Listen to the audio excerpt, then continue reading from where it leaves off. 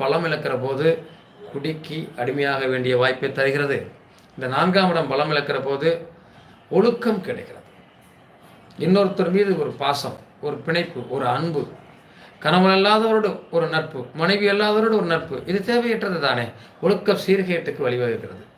அப்போ இந்த இந்த 2ஆம் இடம் அப்படிங்கிறது பலகீனமாகி பலமற்று போய் 2ஆம் இடம் பலகீனம் அடைந்து அந்த 2ஆம் இடத்தினுடைய அதிபதி நீசமாகி 2ஆம் இடத்துல பாவக்கிரகங்கள் ராகு சுக்கிரன் சேர்ந்து, சுக்கிரனு ராகு சேர்ந்துட்டாலே போதைக்கு அடிமையாயிரும்.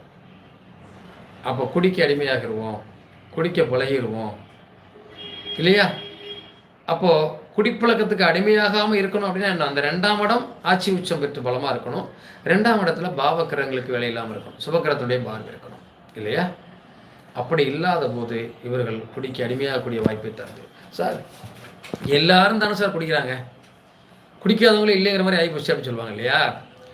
எல்லாரும் குடித்தாலும் குடிக்கிறவங்க வெளியே தெரியாமல் இருப்பாங்க. நிறைய பேர் பார்த்துருக்கீங்களா? அந்த கிரகங்கள் பலமாக இருக்கிற போது குடிக்க அடிமையானாலும் அவர்கள் அதை பற்றி வெளியே தெரியாமல் இருப்பாங்க. இந்த 2ஆம் இடம் நீசமாகி 2ஆம் இடத்துல பாவகிரகங்கள் சொல்கிற போது தான், லக்னாதிபதி பலம் இழக்கிற போது தான் நமக்கு என்ன நடக்குதுங்கிறதே தெரியாமல் குடிச்சிட்டு தலைகீழ ஆடக்கூடியது, அசிங்கம் அவமானப்படுவது, குடிகாரங்கிற பேர் எடுக்கிறது, குழந்தைகளை பார்க்கறதில்ல, குடும்பத்தை பார்க்கறதில்ல, எல்லா வகையிலும் குடிகாரங்கிற பேரோடையே வாழ்றது. இது எவ்வளோ ஒரு பாதிப்பை நமக்கு ஏற்படுத்துறது நீங்கள் பாருங்களேன் வாழ்க்கையில். இந்த சூதாட்டத்துக்குள்ளே யார் போகிறா? லாட்ரி, சூதாட்டம், இதில் நம்ம பெரிய ஆள் ஆயிடுவோம் அப்படின்னு நினைக்கக்கூடியவங்க நிறைய பேர் இருப்பாங்க. நீங்கள் எந்த ராசி லக்கணமாக இருந்தாலும் சரி, லக்னாதிபதியும் ராசியாதிபதியும் 8ல் மறைகிறது, 8ல் மறைஞ்சு பாவகிரகத்தோட சேர்க்கையாக இருக்கிறது. இவங்க சூதாட்டத்தில் சீட்டு விளையாடுறது, காசு வச்சு விளையாடுறது, பெரிய பணக்காரன் ஆயிடுவோம் அப்படின்னு லாட்டி சீட்டு எடுக்கிறது, இந்த மாதிரி விஷயங்கள் அவங்களுக்கு பைத்தியமாக இருப்பாங்க. யார் சொன்னாலும் கேட்க மாட்டாங்க. அப்போ பைத்தியகரத்தனமாக நம்ம நடந்துக்கிட்டோம் அப்படின்னா யார் நம்மளை மதிப்பா? உண்மையா இல்லையா? அப்போ இந்த சூதுக்கு மாதுக்கு, மது சூதுக்கு அடிமையாகக்கூடிய வாய்ப்புக்கு எதை ஏற்படுத்துதுன்னா 2ஆம் இடம், 4ஆம் இடம், 8ஆம் இடம். இதுதான் சார் ஒரு மனிதனுடைய சூது. மாது சூதுக்குள்ள கூட நம்மளை தள்ளுது. இந்த 2ஆம் இடம் என்பது சாப்பிடக்கூடிய இடம், உணவு, அதானே, பேச்சு, சாப்பிட்றது, குடிக்கிறது எல்லாத்தையும் அங்கே தானே இருக்குது. அந்த இடம் பாதிக்கப்படுகிற போது மதுவுக்கு அடிமையாகக்கூடிய நிலைக்கு நம்ம தள்ளப்படுறோம். 4ஆம் இடம் என்பது சுகம், ஒழுக்கம்.